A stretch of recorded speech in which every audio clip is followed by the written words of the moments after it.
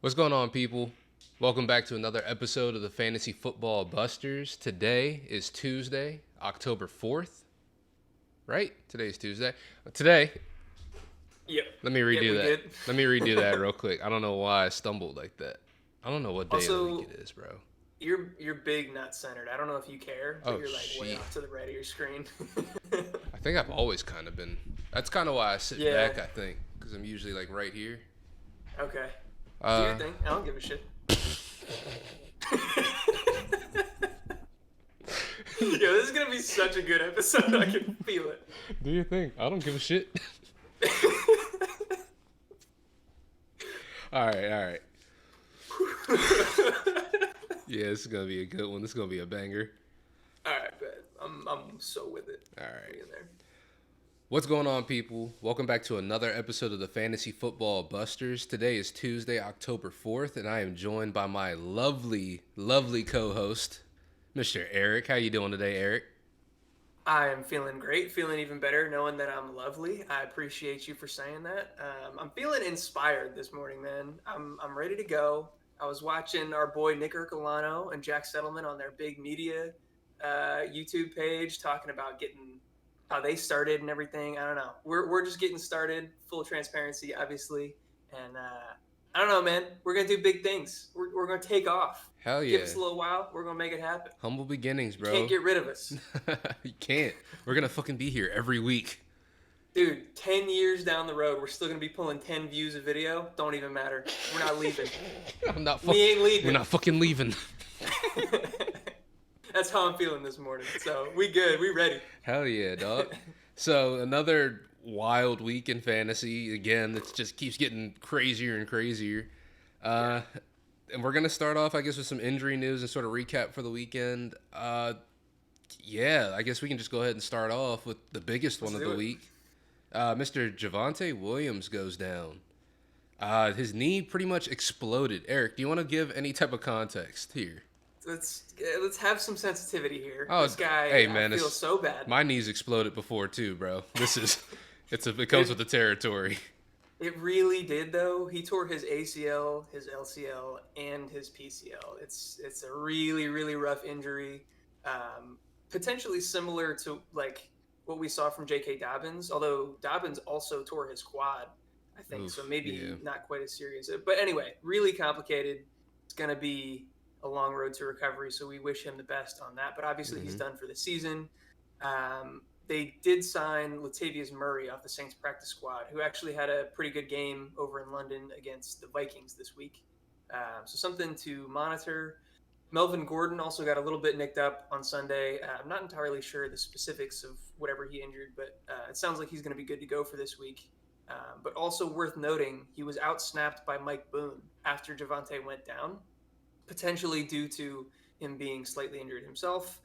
Or it could also have something to do with the fact that he fumbled for the fourth time in 4 games this season. Yeah, Melvin Gordon not looking like a very secure running back to have as your starter for the rest of the season. So Mike Boone may be more of a thing than people think. I know a lot of people will say, oh, Melvin Gordon season, the typical stuff people in fantasy say when someone gets hurt. But like I said, all jokes aside, I do hope Javonte Williams gets back, and I do hope he does recover well. As someone who's gone through something pretty similar to this, I think I literally had all of this except for the LCL. Like, I had an LCL strain, but everything else was torn. And it is a long road to recovery. It's not fun. But It's wild that you can relate to all this shit. I feel like every time we've mentioned injury, you're like, I remember when I did that. That sucks. It's like, bro, how? It's because I don't like to throw the word injury prone around, but I think I am, to be honest with you. But Fair enough. Yeah, and then Latavius Murray, I legitimately forgot he was in the NFL until he was playing in that London game. So it is just something to see. And him coming back, he may end up being a guy for this team as well. It might end up just becoming a committee at this point. So it's something to keep an eye on to see if there is anyone who rises to the top. Obviously, I guess it's Melvin Gordon's job to lose, but it really is looking like it's going to be a committee type of situation here in Denver. I don't want to overreact, but it's possible he's kind of already lost it. Not lost it entirely, but lost his right to that full ownership of that next guy up. with as loose as he has been with the football. Mike Boone has looked pretty good. He's been kind of like a preseason darling that everybody likes and just never gets the opportunity. So we'll see if he can seize some of his playing time. And yeah, Latavius Murray, like running back is probably the easiest spot to come in, be on a new team, and make an impact right away. Mm-hmm. But I would still probably give it some time before I'm really willing to start him with any sort of confidence, obviously. Yeah, I definitely agree with that. And then just on to the next piece of news. Steelers are moving forward with Kenny Pickett, Kenny Two Gloves, as their starting quarterback. Eric, what do you think this means for the receiving core out there? So it's interesting. Trubisky's been bad. It's going to be hard to be worse than Trubisky. Yeah. He is a veteran in this league. Kenny Pickett's a rookie. I'm sure there's going to be growing pains. He came in and threw 3 picks. I didn't watch the game. I saw some people tweeting about it saying that like a lot of them weren't on him and they were tip balls and stuff like that. And I want to say that PFF put out a tweet saying that they didn't give him a single turnover worthy play after he came in the game, even though he had 3 picks. So maybe it's not as bad as it sounds. I think it's a slight boost just because, like I said, it's hard to get worse than what Trubisky was doing. And he looked good in the preseason. So I don't know. What's your take here? Honestly, it's like you said, and we kind of talked about it before the season started. It's kind of a weird situation over here. This doesn't really move anything for me in Pittsburgh. And like you said, if anything, things might get a little bit better, possibly, just because there is just a different quarterback back there and it's a different look. It didn't really change anything for the receivers in terms of how much they were on the field, how much they were targeted. I think Deontay Johnson was still up there in targets. Pat Freiermuth's still staying up there in targets as well. I don't think too much really changed. It's just, they just swapped a new guy in there. And this guy pretty much has as much experience playing for a real football team as Mitch Trubisky. So it's just, it's a new guy here. Yeah, one thing to note, Pickens is getting more and more involved by the week. Mm-hmm. His snap share has gone up, his involvement has gone up, and Claypool continues his slide. Not that it's been anything crazy. They're both on the field, I think, like around 74-75% of the time at this point, but it was where Claypool was up in like the 80s and 90s and Pickens was lower. So that's kind of evening out. So that's something to keep in mind. But yeah, I don't know that the quarterback changes a ton. I think we got to wait and see if this offensive scheme changes because Matt Canada has been doing the same shit that he was doing with Noodle Arm Ben this season. I don't think the team even loves it. I've heard some rumors that like team's upset with play calling and things like that. So. A little bit of drama over in old Pittsburgh. And then on to the next piece, we got Brandon Staley, who's saying that Keenan Allen is day-to-day, which, again, we don't really know what that means. After potentially re-aggravating his hamstring injury, last week he left practice early. This isn't a great sign for Keenan Allen owners. It's one of those soft tissue injuries that we always talk about. They kind of nag and linger. They're setbacks. It really takes more time than these guys are given to come back, sort of, to recover from those. And I just think this is going to continue to be a thing for a while. Maybe not for the rest of the season, but definitely for the next couple weeks. Yeah, this one makes me really nervous, honestly. He suffered this injury in week 1. We just got finished with week 4. This happened last week during practice before week 4's game. And when you see something like this where, they come up lame, they end up hobbling off the fields, they re-aggravate it, like it might just completely reset the timeline. Mm-hmm. Like he might just have to sit out another 3-4 weeks with this because of the re-aggravation. Yeah, I don't have any inside details. I don't think there's been anything that's come out that says that necessarily, but that's my worry right now. I'm nervous that, we might not see him until halfway through the season. Yeah, it's oftentimes with these soft tissue injuries, when they get, like you said, re-aggravated, they either come back just as bad, they could even come back worse. So it's just, I don't know, we're hoping for the best in this situation, but it's not looking great at all. It's just a lot of injuries. It's just carnage this week. Getting torn up. It's wild. We'll get into the next piece of news. Jamison Crowder just broke his ankle on Sunday and is expected to be placed on IR. I've seen Twitter doctors kind of speculate on the length of time that he could be out with this, saying that some people are saying he could be back as early as like 4 weeks from now, immediately after the IR stint. Some people are saying it could be season long. Obviously, I'm leaning towards the longer end of that spectrum, but I'm not a doctor, so I'm not going to tell you what to think. Probably a lengthy absence. And then Isaiah McKenzie also is in the concussion protocol after last week's game. A couple guys worth mentioning, Khalil Shakir, the rookie out of Boise State, who was kind of slated to be a slot guy for them, will be active and will probably be involved more, as well as Jake Kumro. So, yeah, it's just Jameson Crowder, older wide receiver.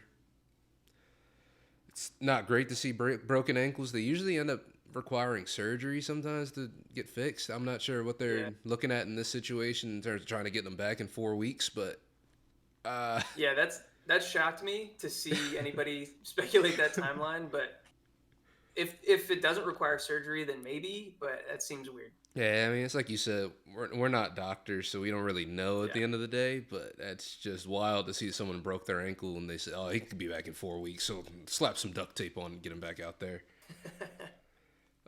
Speaking of ankles, Brian Dable is saying that it looks like Daniel Jones, the rushing touchdown leader of the team, apparently, sprained his ankle against the Bears, but wouldn't say if it was a high ankle sprain or not. Obviously, high ankle sprain is going to carry more of a length with it. It's sort of a more severe injury than like a lower ankle sprain. Backup Tyrod Taylor is in the concussion protocol also. And with Kenny Golladay, his knee injury, quote, does not look promising for next week. And they need their guys to come back. So this is kind of Kadarius Toney and Wan'Dale Robinson's opportunity to come back and get right back into this offense and make an impact because they need people. This is kind of crazy. They really, really do. Obviously, nobody's going to be benching Saquon, and I'm not recommending that you do that, but I would definitely temper expectations if Daniel Jones is limited. He's already kind of limited when he's healthy. The guy sucks. Yeah. But if he's hampered by an injury and can't be mobile, which is a big part of his game, it's going to make things even more difficult for this offense that was already not very good to begin with. And it's going to make it a lot easier for defenses to key in on the run game. I guess short dump offs to Saquon could work out for him as well. Like I said, I'm definitely not sitting him. He'll be fine, but I would temper expectations a little bit. And then, dude, Toney needs to get that hamstring in order and needs to make amends with whatever issues he's had with the coaching staff because he's so talented and they need that from him right now. That's what I'm saying. I don't even know if this hamstring injury for Kadarius Toney is really even like a serious hamstring injury. I really think it's just them going back and forth type of situation because it doesn't make sense that he's as talented as he is and he hasn't played for this team too much, you know? I mean, he's constantly on the injury report. He's constantly dinged up. So, I mean, that's got to have something to do with it. But, yeah, as people have been questioning, like, his dedication or whatever to rehab, to the team, to studying the playbook. I don't have any sort of insight on any of that. I'm not going to speculate on him as a person or whatever. But clearly there's some sort of rift, and hopefully they get it figured out because him and Wan'Dale, who's been out since a week 1 injury, they're probably their most talented receivers right now, and they got nobody else on the field. I wouldn't even say probably. I think they are their most talented receivers right now because all they have going up against them right now is Kenny Golladay. Fucking David Sills. Yeah. Who is that? And Richie James. Yeah. Yeah. I'm not worried about them, but these two guys could be meter movers if they come back. Yeah. If anybody... I feel like Wan'Dale is probably on a lot of waiver wires. I actually picked him up ahead of last week. I ended up redropping him, but he's still somebody I'm watching. I think in our league, Kadarius Toney got dropped last week. So he's somebody that if he got dropped in your league, I would consider adding just as a stash without any expectation of him actually playing, just hoping that maybe we get to see his talent come to fruition. Yeah, hoping for the best on that one. And then with a little bit more positive news, we got Gus Edwards, who started the season on the PUP. He's expected to start practicing again this week. So a little bit of positive news. He's at least working his way back up to getting back on the field. But back to the more negative stuff, Justice Hill sustained a hamstring injury. Harbaugh saying it's not a long-term injury, but that he's going to miss some time. But it is good to see that J.K. Dobbins is looking good in his second game back. It looks like he's really settled into this offense a little bit more, getting more involved in the receiving game as well. But right back to the more negative, we got Rashad Bateman, who suffered a, quote, mid-foot injury on Sunday, which is why he didn't play in the fourth quarter. And it's also not expected to be serious, but just something to keep an eye on throughout the week, throughout practice, and seeing those injury reports starting on Wednesday. This is a carousel, man. Yeah, no, it's nuts. Gus Edwards coming back and practicing. I still don't think that means he plays this week. Yet to be seen. We'll monitor that news and we'll see what's up. But if Justice Hill is hurt, clearly they didn't like Mike Davis or Kenyon Drake. I would expect him to get involved once he's healthy. It was good, like you said, to see J.K. Dobbins come back and have an impact. To be honest, I didn't expect it. I thought, he was still kind of recovering. I thought he was going to be a step slower, wasn't going to look as explosive. But he looked good, I thought. Just passed the eye test. Also, it was a lot of situational stuff. They happened to be right near the red zone a couple times, and he got those looks. But good to see for fantasy purposes. This one with Rashad Bateman makes me a little nervous. When you hear mid-foot injury, my head just immediately goes to Liz Frank or Jones fracture. I know that that's not what he's dealing with, or at least that's not what the team is implying. But those could be lengthy injuries. They're saying that this is maybe a 1-week injury if he misses any time at all. So fingers crossed that that's the case. Yeah, hopefully it's nothing too crazy. Again, this week has been absolutely insane. Rolling into the next, speaking of receivers, Jahan Dotson for the Commanders hurt his hamstring this past week. Ron Rivera is saying that he'll probably miss a week or two. But on the more positive side, and what I'm sure everybody is sort of just amazed to see, Brian Robinson has been cleared to play and has been removed from the NFI list, and he now has 21 days to be activated. So once that window is open, they got 21 days to activate him. Other than that, otherwise they'd have to sit him for the rest of the season, right? If they don't activate him within that. I believe so. I'm not entirely sure what the timeline is for that, but I think it's 21-day window to give you a grace period, and if they're not activated, then they're done. Okay. But it's amazing to see. This is a guy who was shot twice that everybody was super worried about, and to see him be able to get back there, and it's like we're going to week 5, and we thought that week 5 was sort of outlandish, and to see that no, he's cleared, he can play. It's amazing to see, and it makes me happy to see that he's really coming back. Yeah, super happy for him just as a person to be able to get back this early. That's amazing. Mm-hmm. And honestly, if he's totally back and healthy, I think he's going to make an impact. From an NFL perspective for sure, but potentially from a fantasy perspective as well. Antonio Gibson, after having that big week 1 game where he was super involved in the passing game, getting a big workload, it's slowly declined since then, and really so has the play of the team. The Commanders have just looked terrible. Abysmal. So that's not going to help the running back room at all. But obviously Brian Robinson had kind of supplanted Antonio Gibson as at least the guy with the early down role, if not just the RB1 in this offense. So we'll see where the situation is once he gets back. I'm definitely interested to see. And he's somebody that, if he's been dropped in your league, is worth a pickup, in my opinion. Absolutely worth a look. Oh, sorry. You good? Doug Peterson is saying that Zay Jones should be back this week after missing last week with an ankle injury. I think he was pretty late scratch, right? He came out, he warmed up, and they decided right before the game, he's not ready to go. We're going to hold him out for another week, which is good for Zay Jones because that means he should come back a little bit stronger next week, get another week to work his way back up. The fact that he was practicing before the game means he at least developed well that week, enough to get onto the field and to warm up. But, just another week is just going to mean Zay Jones will be even better when he gets back. So, do you have any thoughts on that one, Eric? Yeah, so obviously for Zay Jones, like you said, this is probably good, meaning that he'll be back to full health next week. He's been a pretty decent fantasy asset so far this season. Mm-hmm. But I think maybe an even bigger point to note is that when he missed last week, they bumped Christian Kirk to the outside after him playing almost exclusively in the slot for the beginning of the season. and they moved Jamal Agnew into the slot. Mm-hmm. And you saw that had a pretty negative effect on Christian Kirk's fantasy output. Although it was a really rainy game, tough conditions all around. It was hard for Trevor Lawrence to get him the ball and whatever.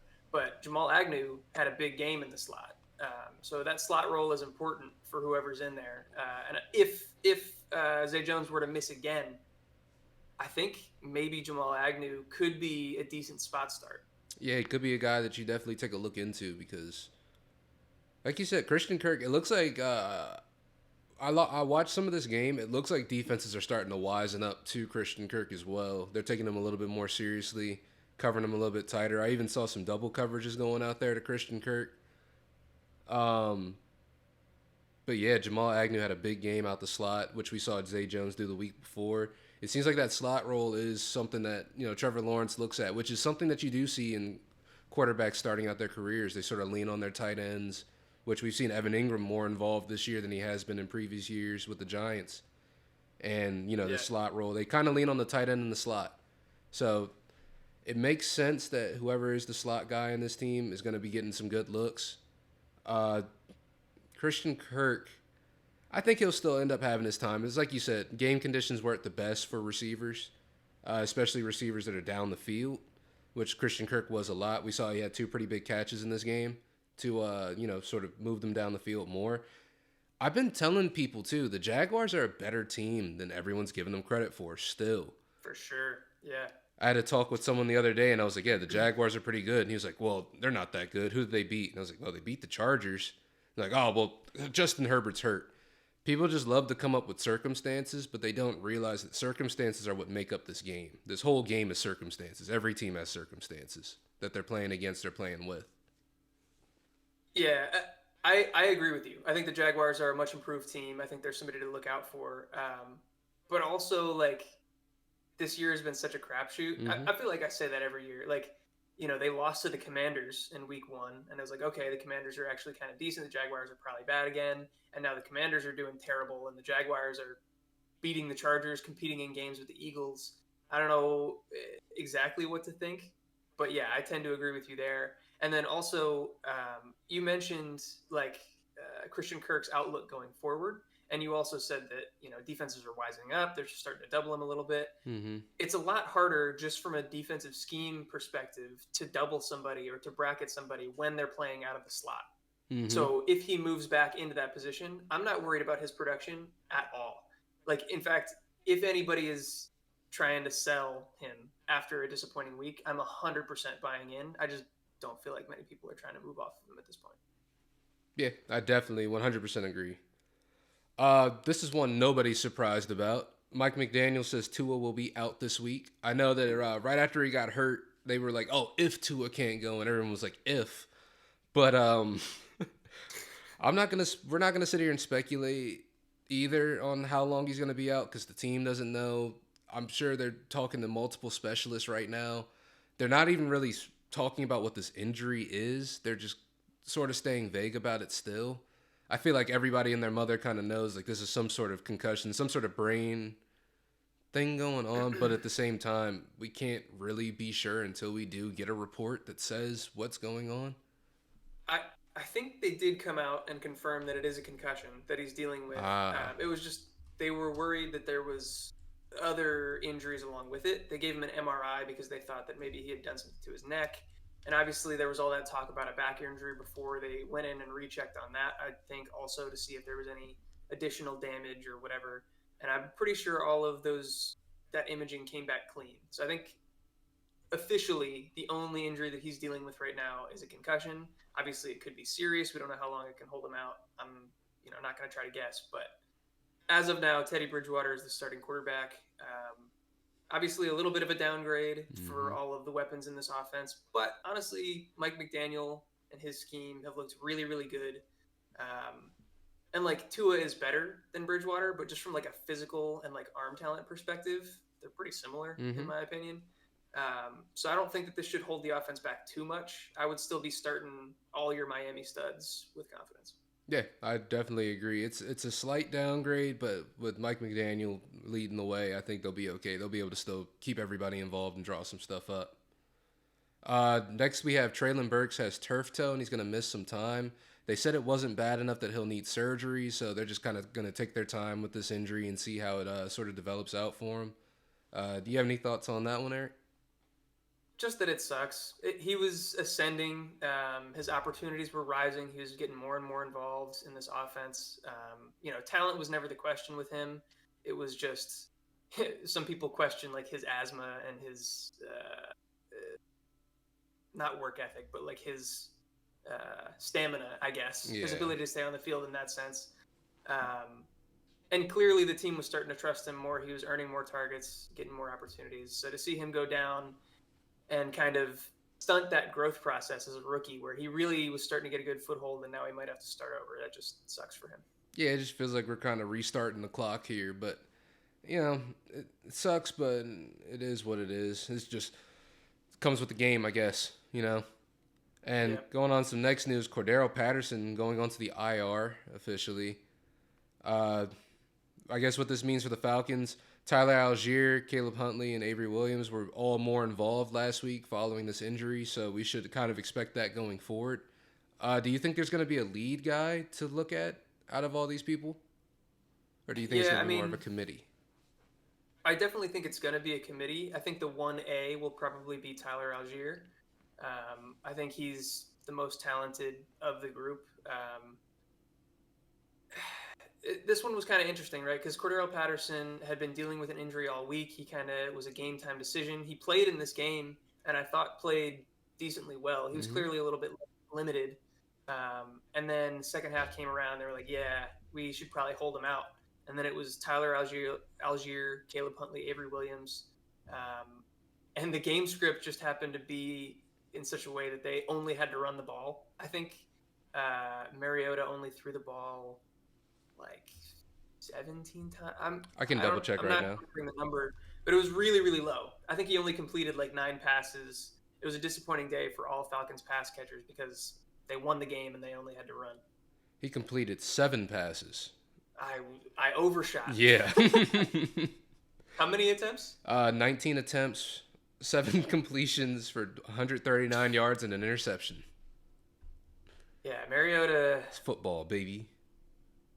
I thought he looked decent to start the season, but it's looking rough right now. Yeah, it's looking like I'm not gonna lie, it might be Desmond Ridder season coming up soon, possibly. I don't know though, but they won this past week, so. True. I don't know. If you're winning, it's going to be hard for your coach to change his mind on what you're doing. Yeah. But even if Desmond Ridder does come in, do you expect it to be like significantly better? I don't really expect it to be better at all. It might even be worse. I don't know, man. I couldn't tell you. I don't expect any type of a change if you swap those two out. Maybe if he got experience and then going into next year, I'd say it was a better situation. But this year, I kind of consider them the same person. That's why I kind of give Mariota the nod, just because he's been there before, But no, that's fair. Depends on how this team is looking come, mid-season, see what their record is, see if they're even got a chance of making it. We may see Desmond Ridder out there pretty soon, though. Yeah, I agree with that. And then going into the next piece of news, we got Jonathan Taylor, who a lot of people on Twitter are now saying is one of the worst first overall picks in fantasy ever. We got Jonathan Taylor speculated to have a high ankle sprain, but the team is saying that it's not that serious and he may play this week, which is a super short turnaround going from Sunday to Thursday. I'm not super confident in Jonathan Taylor this week. Are you, Eric? Yeah, you're already shaking your head. Yeah. No, I wouldn't be shocked if he played, I guess. But I'd be I guess that's hard for me to say. I was going to say I'd be shocked if he produced. We've seen guys try to rush back off these ankle injuries, and they're just really not the same. Now, typically that's also high ankle injuries, and guys like Saquon last year, where I thought he was ready to bounce back last year. He was coming off the ACL tear and surprisingly looked really good through the first couple weeks of the season, and then got that freak ankle sprain, and he wasn't the same for the rest of the way. If Jonathan Taylor did avoid a high ankle sprain, then maybe we don't have to worry about that, residual or just like decline in performance for the remainder of the season. But yeah, 3 days in between the ankle injury and the next game, I don't see it. I've never heard high ankle sprain and will be back this week in the same sentence ever. No. So yeah, look at if for some reason in your league Nyheim Hines is available, I would take a look into him. He shouldn't be, so that's me saying like, if he is, but it's just, I'm not super confident in Jonathan Taylor going into this week. And yeah, you have anything for that? Yeah, you mentioned Nyheim Hines. I'm honestly not as confident in him. I know that we mentioned like preseason, because in the preseason they didn't really play Jonathan Taylor. They gave Nyheim Hines work, and they made him like a feature back. Now, obviously, this is the preseason, but they're not out there for no reason.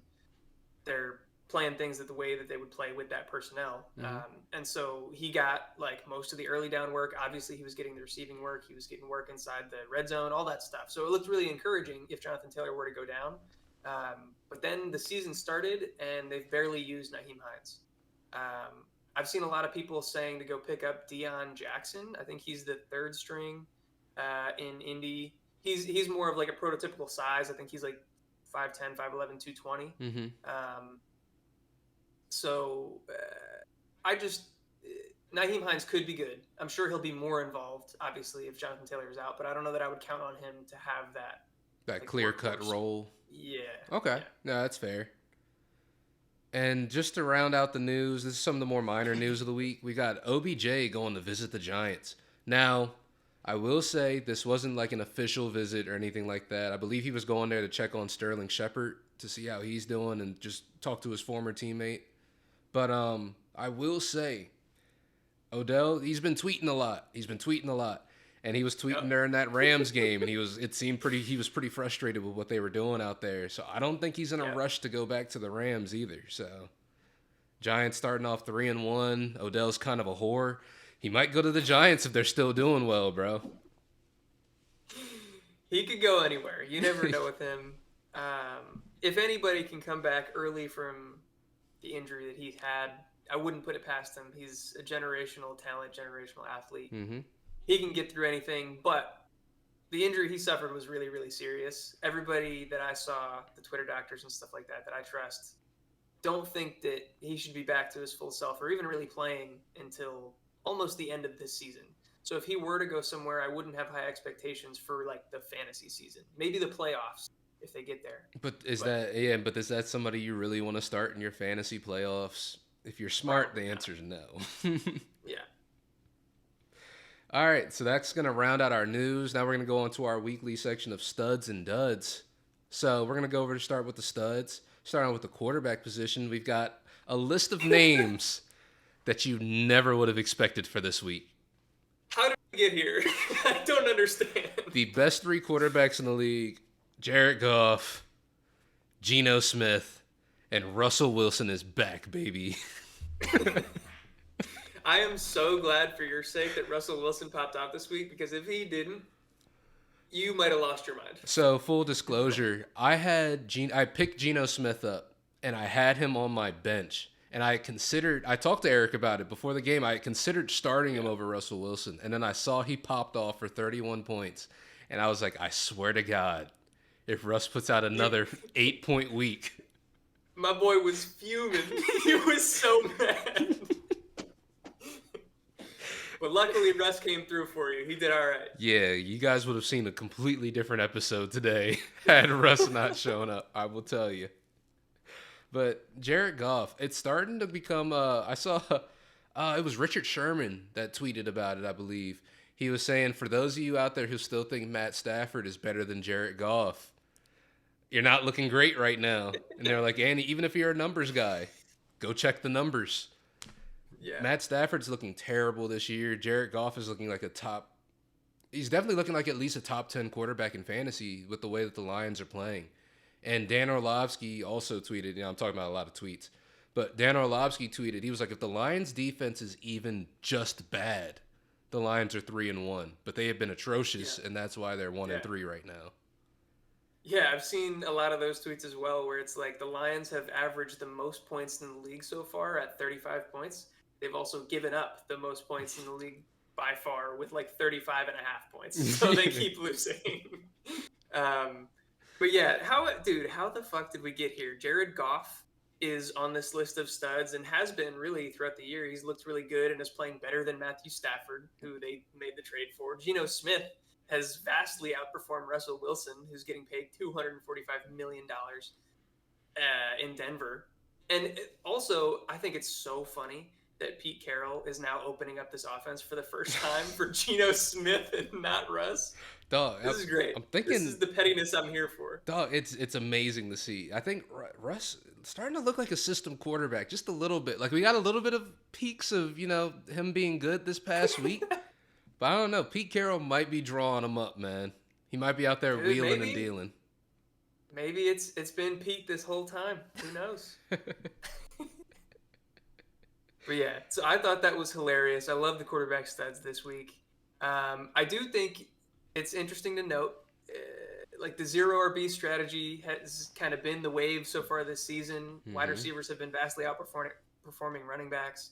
But this week was a bounce back week for running backs, and there were a lot of duds at the wide receiver position. So studs for running backs, Josh Jacobs popped off for like 32 points.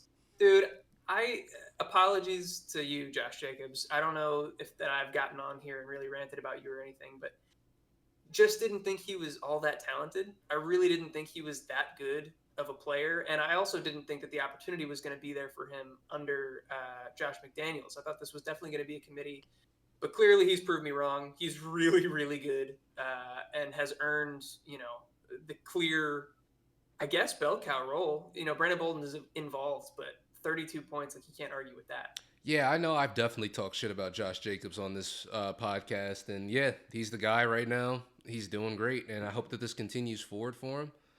My thing has never really been sort of a talent perspective for Josh Jacobs. I always thought he's kind of good. It's just more so of I've never seen him last through a season before. I've never seen him be a starting running back before and make it through a whole season, which is still kind of true, but this is encouraging going forward to see he has this opportunity to really show what he can do in this offense. And obviously it was a lot. They trusted him last week with just about every valuable touch on this team, and he made it happen. So kudos to Josh Jacobs. Another running back we thought was done and dusted for the season who came back in the most vicious of ways, Mr. Austin Eckler, popping off with about a 35-point game this week.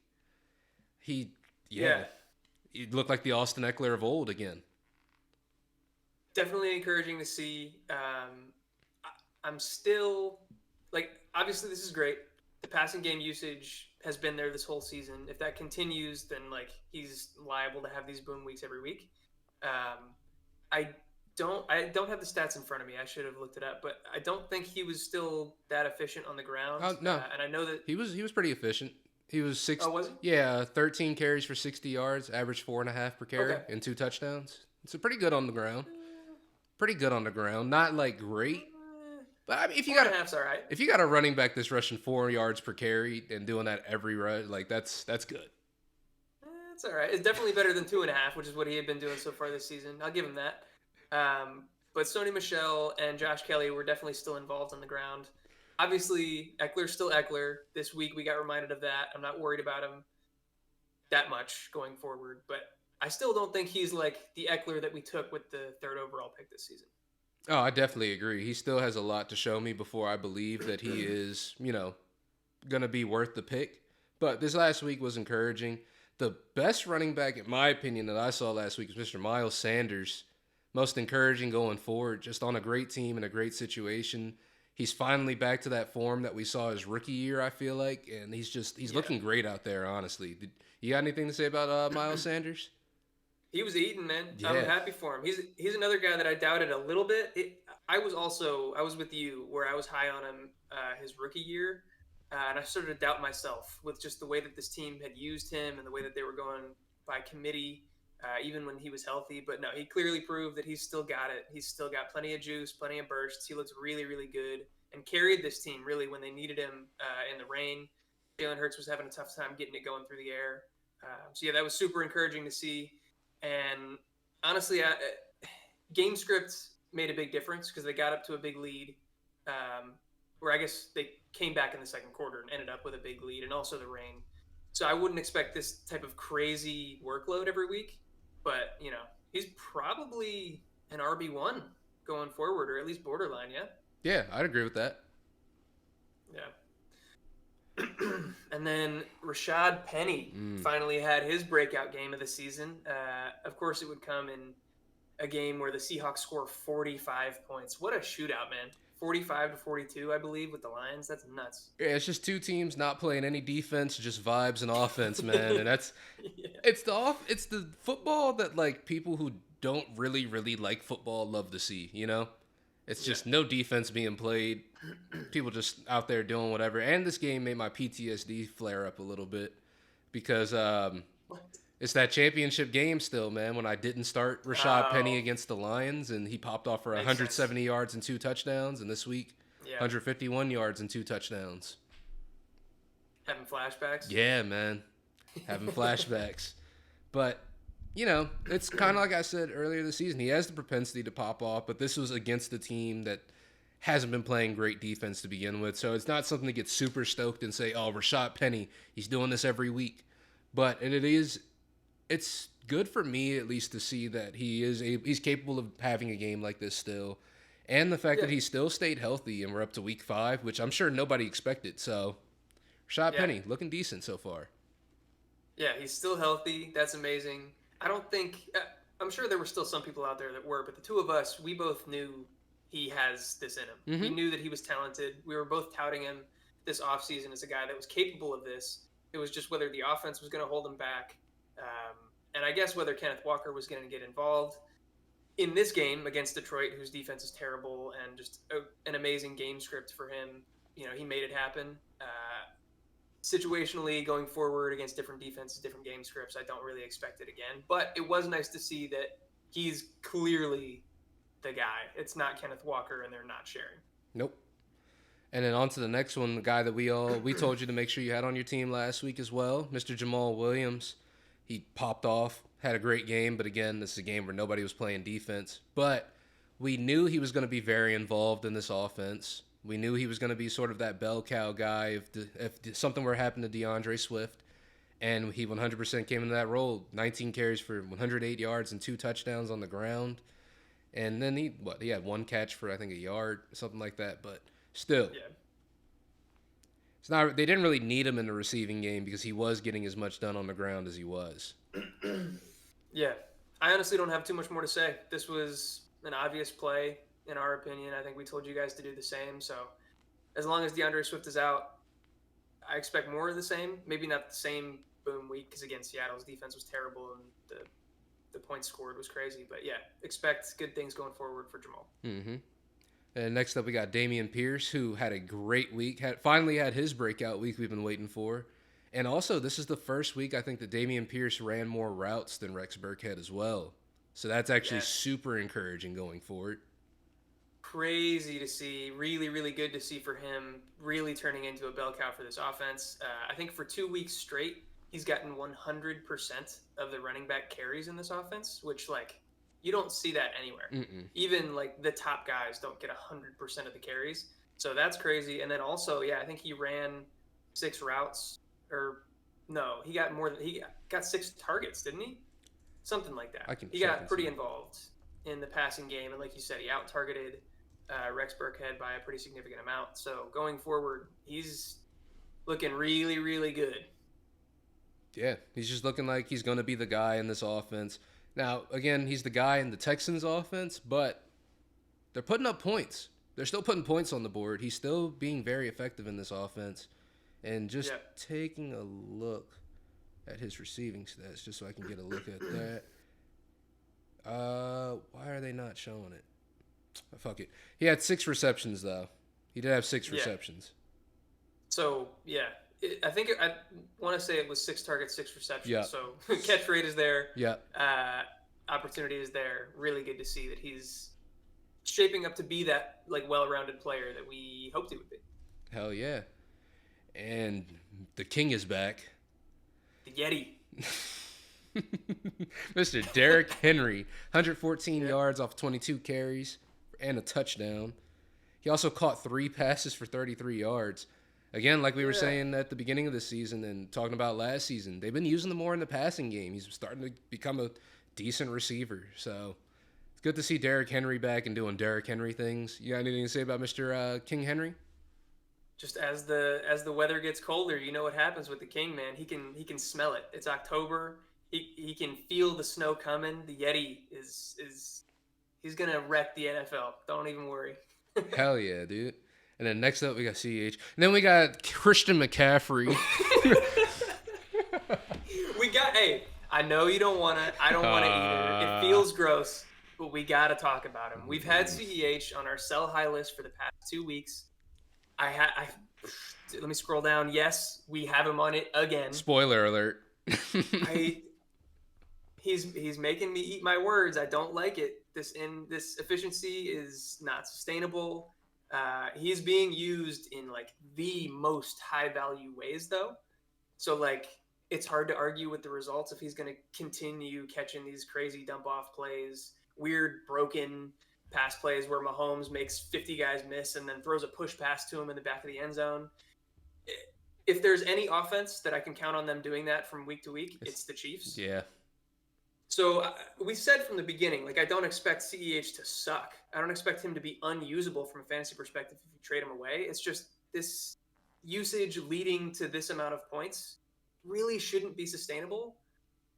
And I'm not going to believe in it. I'm going to continue to say sell high, but man, it's a lot of weeks in a row now. I gotta get this off my chest real quick because I've been trying to hold this back. I've seen more and more comparisons as the weeks have gone on, from Clyde Edwards-Helaire to like Kareem Hunt back when he played for the Chiefs. And I need everyone here who's listening to this podcast to know Clyde Edwards-Helaire is no prime Kareem Hunt. He's not. This shit doesn't make sense. It literally doesn't make sense every week. There were so many times during this game where I was about to text Eric and be like, yo, this motherfucker's about to piss me off because this doesn't make sense. His numbers don't make sense. They still don't. But it's like you said, this is the only offense that I feel like this could happen in, is with Patrick Mahomes as quarterback making shit happen like this. Yeah, I still think even in that game last week, Isaiah Pacheco looked better. Yeah. Like as a player than Clyde Edwards-Helaire. Shout out Pacheco. I think he's worth an ad. He's had these kind of glimpses before, like week 1, but that was after they were already blowing out the Cardinals. And he kind of came in garbage time. This one, he was involved throughout. Mm-hmm. So I think that's an encouraging sign for his usage. He's somebody that should be on your radar at the very least, even if you don't pick him up. Yeah, Clyde Edwards-Helaire, man, it's ridiculous. But I'm going to stop being salty. We're going to move on to the next person. We got Mr. Christian McCaffrey finally having a bounce-back game. Finally. Sheesh.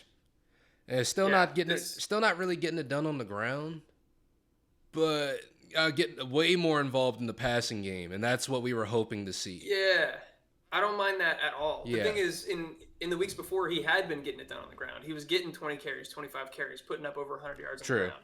I don't even really want that. Like, that's cool and all, and if he does that and gets the passing work, great. That's amazing. But for his health, like, I don't need him to be getting those low value, like in between the 20s carries. Why are you laughing so much? I'm being serious. No, what you said, it was just funny the way you said it. Like, yeah, he's got 100 yards on the ground. That's cool and all. It is. It's cool. Gets you fantasy points. I like it. But it's not like, that's not what's going to put him over the top. Exactly. As a fantasy producer. Like, that's not what Christian McCaffrey is known for, to get you those crazy boom weeks. Facts. It was making him consistent, and I like that. But let's keep him healthy, and let's get him involved in the passing game where he's the most dangerous anyway. Obviously, this is encouraging. I want to predict this going forward. Christian McCaffrey is too good for them not to use him like this. But I don't think he was very involved in the passing game early, and it wasn't until they were clearly behind and like in a terrible game script where they had to play catch up and only pass that he really started to get involved. Like, it was late game that he started racking up the targets. Mm-hmm. So, I mean, the Panthers are bad, so hopefully that's the case a lot of weeks. But it's still a little scary. It is scary. And DJ Moore, just the quick aside, showed signs of life this week. Just showed a couple signs of life. 6 catches, 50 yards. but I'm still not, like you said, I'm not confident in this offense. It's weird because I'm in a place where I'm kind of waiting for Sam Darnold to come back and just to see what they do, honestly. Dude, so I'm in the same boat because McCaffrey was so much better with Darnold, and he was willing to look at him as like a true receiver. But we just got news that he's nowhere close to coming back from his ankle sprain, even though he's eligible to be back off of IR. They're saying he's still a ways away, so that sucks. Yeah, it sucks a lot. We're stuck with the wake and bake show, but yeah. Gross. Next running back we got up, someone we talked about earlier, Mr. J.K. Dobbins. I don't have the stats right in front of me right now, but he did have a nice nice second week back in the league. I'm pulling it up right now as we speak. Yeah. So he went for over 20 points. Oh, yeah. J.K. Dobbins had 13 carries for 41 yards, so not a great average, but it was able to score a touchdown. What's really good to see is that he was involved in the passing game. He had 4 catches for 22 yards and another touchdown. So he is somebody, at least in this offense, they're looking to sort of lean on.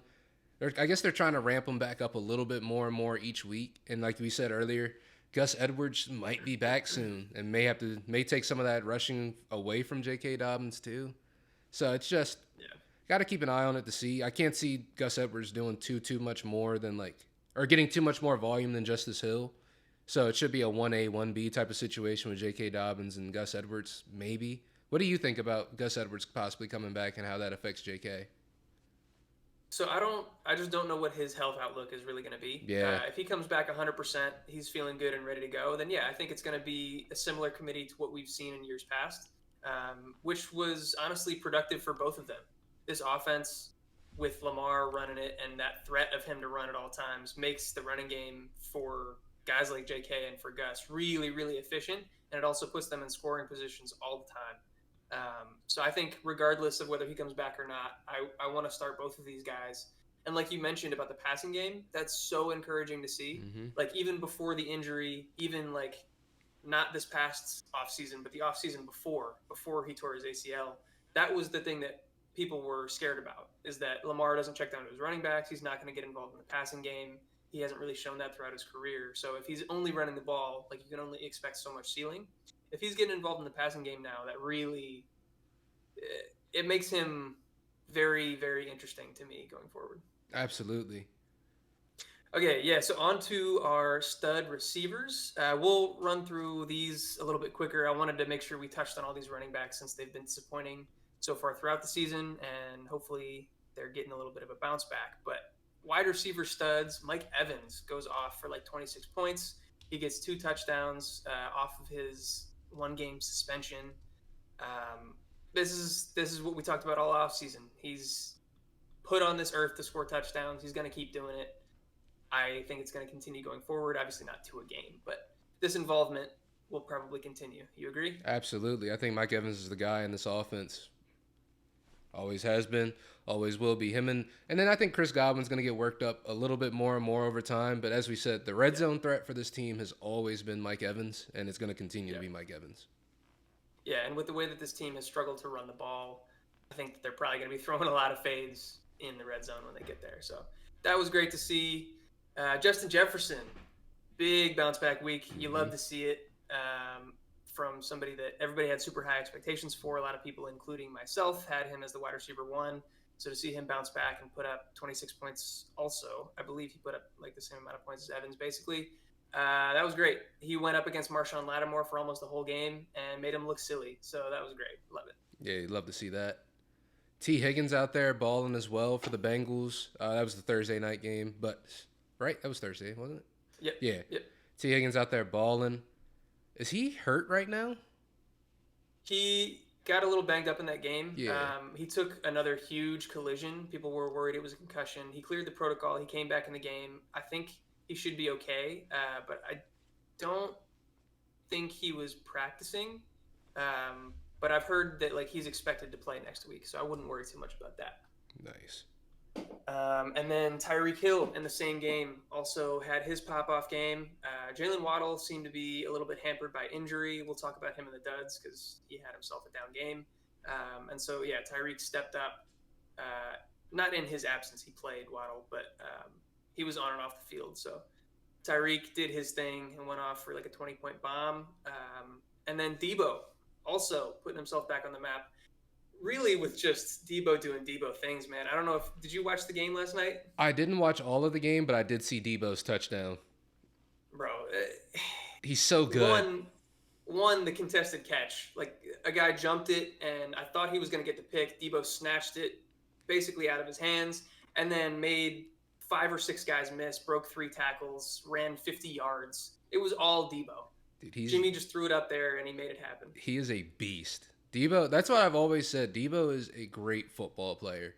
At the end of the day, he's not the best receiver in the league, but he's an amazing football player, and he makes shit happen. So it's Debo doing Debo things, and you love to see it. 100%. So we'll get on to the tight ends. TJ Hawkingod. The God. Going off. For what? How many points did he have? I think he had like 35. Plus. I think he had 39, actually.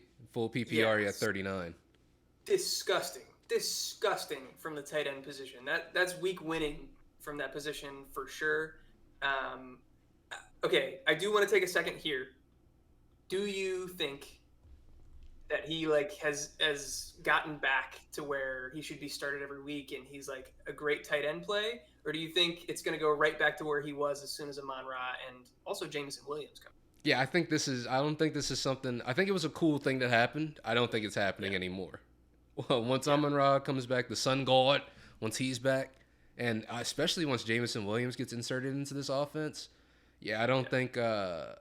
I think T.J. Hockenson, he's still going to be a viable option. Obviously, he may still have some good weeks, but I don't think a week like this is going to happen again. Yeah, totally agree. Just want to make sure we were on the same page there. Mo Alley Cox finds his way into the end zone twice. He had his week. The mountain. He had his yearly boom game. This happens once a year. Dude, so he's actually somebody that I was low-key interested in this offseason. And then his involvement just hasn't been there. Kylan Granson has been getting a lot of work at the tight end position. We don't need to get into the weeds, but his involvement has actually gone up every week, his snap percentage and stuff. So maybe there's a little bit of a trend here. Obviously, I don't expect 2 touchdowns every week, but something to monitor. Travis Kelce, he's just that good. He's going to keep doing what he's doing, so that was good to see. Gerald Everett had himself another really nice game, got in the end zone, bunch of catches, decent amount of yards. Even if he didn't score, it would have been a good week from the tight end position, so you like to see that. Oh, yeah. Zach Ertz, a guy that we talked up pretty heavily in the offseason, is doing pretty much what we expected, just being a target hog, being super involved in this offense. Even though he hasn't been on the tight end studs a bunch so far this season, he's been really, really consistent. So he had a big game this week. And then Pat Freiermuth, also notable that no matter what quarterback is throwing to him, he's still getting the targets. Yeah, the Muth is loose, man. The Muth is loose. Yeah. Shout out Fantasy Football Wish. So let's get on to our duds. Honestly, aside from the wide receiver position, most of these duds, I don't know. I feel like you can make pretty good excuses for all of them. We'll start with the quarterbacks with Hurts and Lamar and Trevor Lawrence. They were all in bad weather games, and I think that had a pretty significant impact on all of them. But do you agree with me there? No, I would definitely attribute the weather to what was going on with these games for sure. The Ravens have been really bad when they have leads, though. I don't know what's going on with that. Yeah. That's kind of what I was going to mention is especially for the Eagles-Jags game. That the weather was worse there. It was raining the whole time, super windy. I didn't watch a ton of the Ravens-Bills game, but you make a good point. It seems like once they get up, they get stale. They stop putting their foot on the gas. It's weird. Yeah. So maybe that contributed as well. We'll see what's good with that going forward. And then Matthew Stafford last night, as we kind of talked about at the top of the show, just not great. Matt Stafford's ass. It's officially drop Allen Robinson season. Fuck Allen Robinson. Fuck Matt Stafford. Drop both of them, honestly. If you got both and that was your stack, you're fucked. Yeah. That's all I got for that right there. I don't disagree.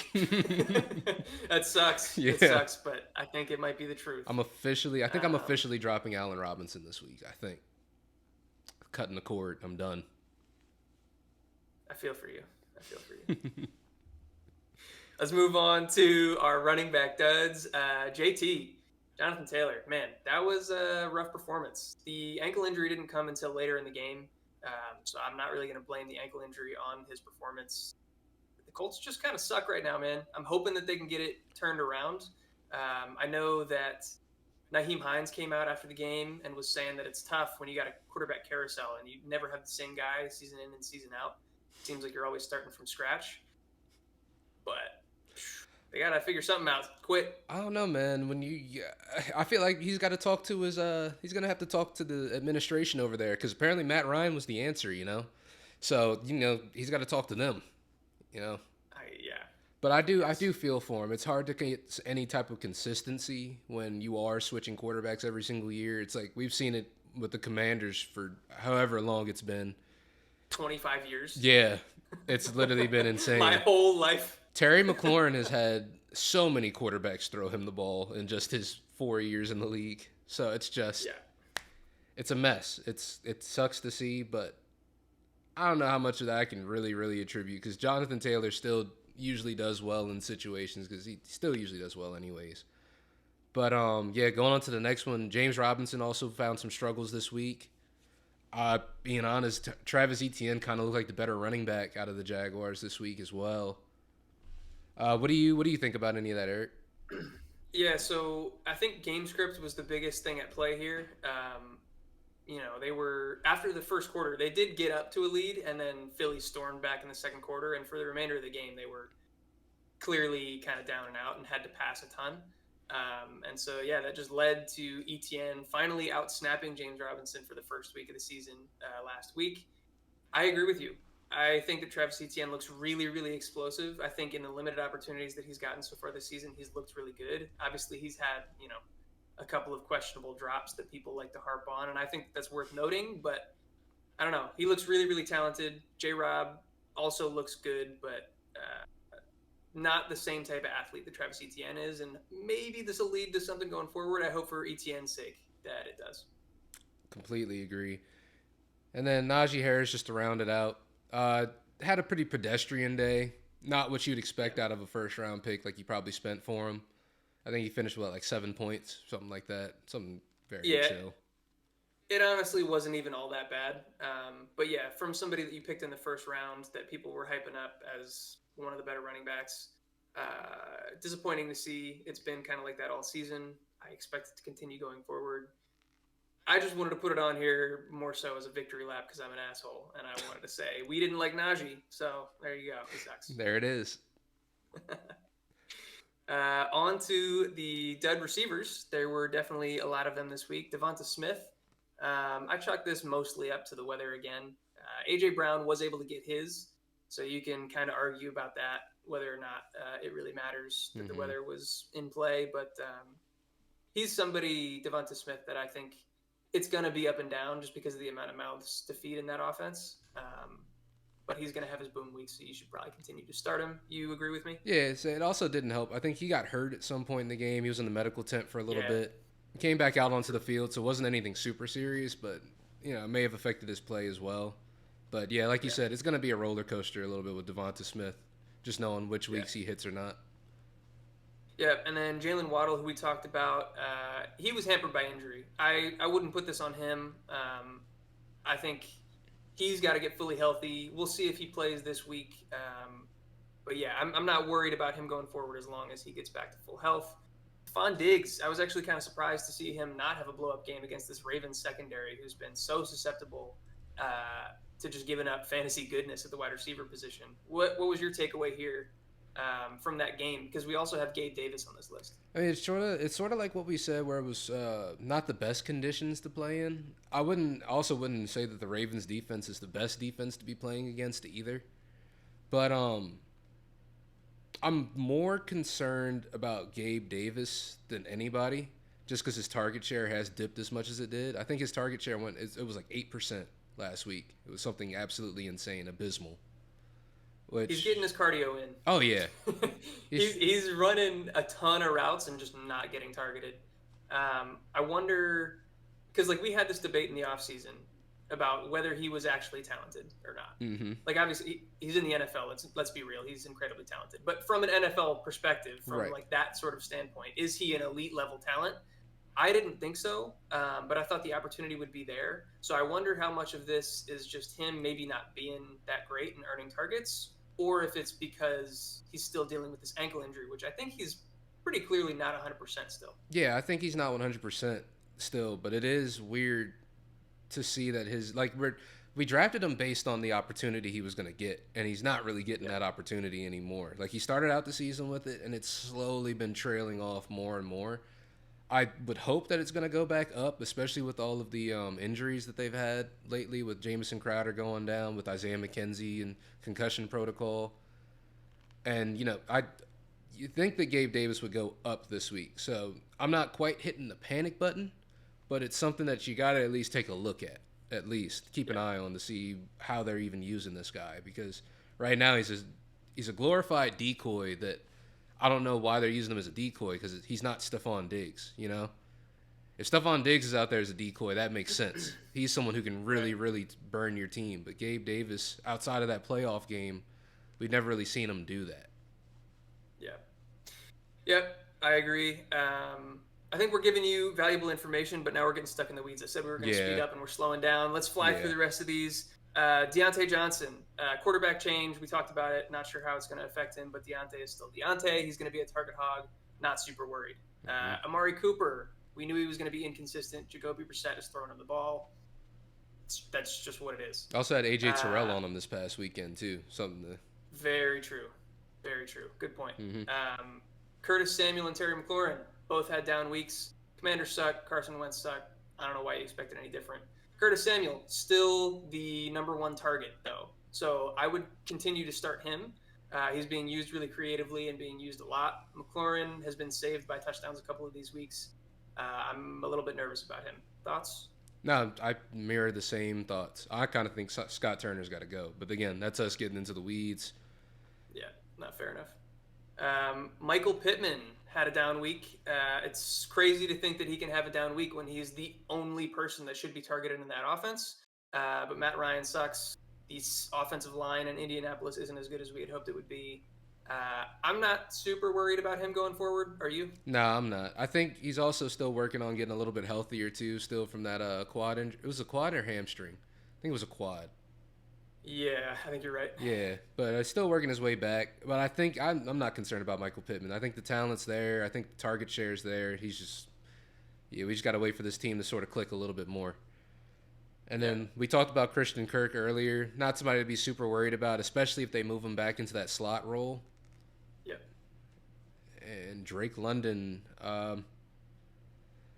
he's not somebody I'm really worried about too much either. It was just a really bad game out of Mariota, like we talked about earlier, with just 7 completions total. Yeah, the game script didn't favor passing. They were winning, and so they just kept running the ball. I don't expect Atlanta to be leading games and in positions where they can do that really any weeks going forward. So the target share was still there. Out of the 7 balls that were completed, he was still highly involved in all of the pass attempts, so not worried about him. That brings us to tight ends. Mark Andrews had a really down week, which was surprising to see in this matchup versus the Bills. But I don't know if he was actually shadowed by him or not, but Matt Milano for the Bills is one of the best cover linebackers in the league. So if he was shadowing him, this makes a little bit more sense to me. Obviously, you're not worried about Mark Andrews. He's going to continue to be a stud. Yeah, you're not benching Mark Andrews in any situation. So no, 0% chance. George Kittle, another down week. We mentioned it last week. I don't know if you guys saw, but we saw that his usage changed once Trent Williams got hurt. Once they brought in the backup left tackle, Kittle got pulled in to basically assist. He's basically another tackle for this offense and is used as a blocker a ton. So it just limits the amount of routes he's able to run and the involvement he's going to have in this offense from a receiving perspective. I expect this to continue going forward until Trent Williams comes back, unfortunately. Darren Waller, another disappointing week. I don't really have an explanation for this one, man. I don't know what to tell you. I hope it gets better, but I'm not 100% sold that it will. What do you think? Yeah, I think the days of Darren Waller being the number one target on this team, 100% are over. I think the days of him being the number 2 target on this team are not going to happen. It's just, he's going to sort of reach that level of obscurity that just most tight ends are reaching. He's just a normal tight end on this team, is the way I look at Darren Waller now. Yeah, I think maybe he's declined a little bit. I still think he's really talented, but also this Raiders offense is just tough to predict. They're kind of inconsistent across the board. So, yeah, if you drafted Waller, you're probably still starting him because there's not a bunch of great tight end options out there for you, but just not as confident in it. Kyle Pitts finds himself on this list once again, but we just talked about it. Mariota down game, crazy game script. Hopefully it's gonna be better going forward, but also his usage and involvement has dropped since week 1, which you hate to see. I don't know why we're doing this in Atlanta, but that's where we're at. Yeah, man, I don't understand what Arthur Smith's doing. And then just another tight end had a down week, Ertz Smith Jr. for the Vikings. This isn't something that worries me too much, but his involvement is great. Yeah. He's clearly the tight end 1 here, and I think is really being looked at as like the 3rd target behind Thielen. So I'm encouraged by his usage. It was just a bad week. Yeah. And with that being said, that wraps up our studs and duds. We're getting into our buy low and sell low targets. Sell high. Sorry. Did I say sell low? Jesus. Sell high. God damn. Dude, sell low on Allen Robinson. Sell low on Allen Robinson. If you can get... Honestly, I might pay somebody to take Allen Robinson off my team, honestly, at this point. But with last week, our buys were Treyland Burks, Breece Hall, Lombardi Lenny, Mr. Leonard Fournette, and Gabe Davis. And our sell highs were CEH and Damien Harris. So I guess we're going to see if any of that's changed, any of that stayed consistent. I feel like we were pretty good on our hits. Breece Hall definitely was a good pickup for this week. Yes. Lenny sort of struggled a little bit. Gabe Davis, as we said, also struggled. We're kind of hoping those situations change going forward. Lenny should get more opportunity, and the run game shouldn't be as bad, but the Buccaneers kind of have some stuff they got to straighten out, it looks like, with that team. Gabe Davis, we're sort of just waiting to see if he can come back and hit sort of that form again. And Treyland Burks, he's dealing with injury right now, so I'm not going to say that he was a whiff in terms of our buys. I think he's someone we're going to have to wait for, see if he comes back and come back strong. And with our sells, CEH, I guess if you're looking at it, if we're looking at it from a week to week, I guess he was a bad sell, but I still think he's a sell high. Spoiler alert. And Damien Harris was also kind of a bad sell. He had a decent game this week, but what do you think about Damien Harris? It's a weird one. The New England offensive line is better than we expected, and also somehow they stayed in that game with the Packers, even with their 3rd string quarterback, rookie Bailey Zappi. I don't know how they managed to do that. So they stayed in a decent game script where they could continue to run the ball, and the Packers just haven't been very good at defending the run. So maybe that's just situational, a weekly thing. Ramondre definitely was more involved in the passing game, but Damien Harris ended up getting the end zone, and he had the better week. I do just want to say, this week we didn't run quite as strong as we did the week before on our buy low sell highs. I feel like we hit on almost everything the prior week. I think that Breece still hasn't blown up yet. We don't have him on our buys again because he had a good game, but if you can still buy at a reasonable price, I think his explosion is coming. He's continuing to distance himself from Michael Carter, and he got more rushing opportunities with Zach Wilson, and he's still getting involved in the passing game. Still love Breece. So let's get into what we have for this week. My buys are Jameson Williams. He might even be somebody that's sitting out there on the waiver wire if people haven't been patient with him or whatever the case may be. But clearly this offense is incredibly potent. They're scoring a ton of points. And when you have guys like Josh Reynolds and Quentin Cephas and whoever else doing good things, clearly when Jameson gets here, he's going to have a fun time in this offense. Oh yeah, he's a burner too. So it's if he comes back anywhere near the speed that we saw when he was in college, he's gonna make a quick impact in this team. Absolutely, Jared Goff's gonna be able to have somebody to take the top off with. It's exciting to see if he comes back. Another buy we have is Raheem Mostert for the Dolphins. He had a decent week this past week. Got way more involved in the offense, especially on the ground. Do you have any more you want to say about that one, Eric? Yeah, he's just really under the radar. I think this is a guy that you can get for super cheap. That's going to end up being way more valuable than that. Chase Edmonds has been the one getting in the end zone these past couple weeks, and I will say, like, it's not totally fluky. They're clearly scheming him in the red zone, but Mostert is killing him in usage in the passing game and in the running game. He's getting way more opportunities. He's just kind of been running unlucky from like a fantasy scoring perspective. So I think that's going to turn around for him. And then I threw JT on here. If anybody's panic selling him with the way that he's performed and with the injury, if you can buy any type of low on him, I think he's going to be a big bounce back. Do you agree there? I absolutely agree. Absolutely. And then I also kind of just threw on here any of the wide receivers that we mentioned in the duds. Obviously, I'm not going to go through all of them, but guys like Devontae Smith, who had another down week after one blow-up week, if people think that he's more so gonna be on like the lower end, I think you can capitalize on that. And same for like Deontay Johnson with the quarterback change and stuff like that. If you can get him on the low, then he's probably worth adding. Absolutely. I 100% agree. If you can get any of those guys for a cheap price, yeah, I'd be happy with any of them.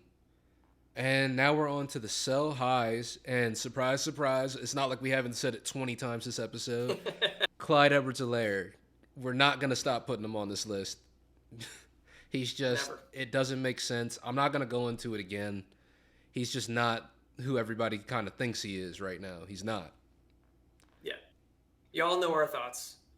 And we mentioned these other two guys already throughout the episode. TJ Hawkinson, if anybody is willing to buy high off of that crazy 39-point performance and you can upgrade at the position, get somebody, I mean, really the only two guys that are worth a damn at the tight end position seem to be Kelsey and Andrews. Mm-hmm. I guess there have been some guys that have kind of crept up, like Gerald Everett, Tyler Higbee, that have risen to relevance. So maybe you want to trade outside the position because I doubt anybody's given up those top guys. But yeah, if you can get any sort of value for him, I think that that's worth it. And same for Rashad Penny. I think that this was more of a game script thing. You're not going to see the Seahawks score 45 points, maybe ever again. So yeah, I don't see Penny scoring 2 touchdowns a week.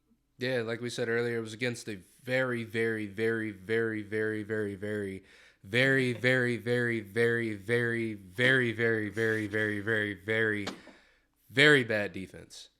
What's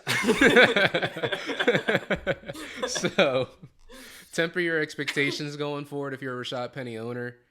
But if you can sell high on him this week because someone is looking for a running back, definitely go for it. I don't think he's going to do anything near that great again this year. But, yeah, he could surprise us, but I doubt it. But, yeah, I guess that sort of wraps up this week's recap, wraps up all of our news, injury news. It's been a crazy year so far in fantasy. This was definitely one of the crazier weeks in fantasy. And we're just hoping you guys are enjoying the content. We're hoping everything that we're making for you is enjoyable. Become a part of the community. Subscribe, comment, leave a like. Help push us forward in the algorithm. Get the word out there that we're out here giving some quality news and some quality fantasy football advice. Eric, you got anything you want to say to the people before we sign off?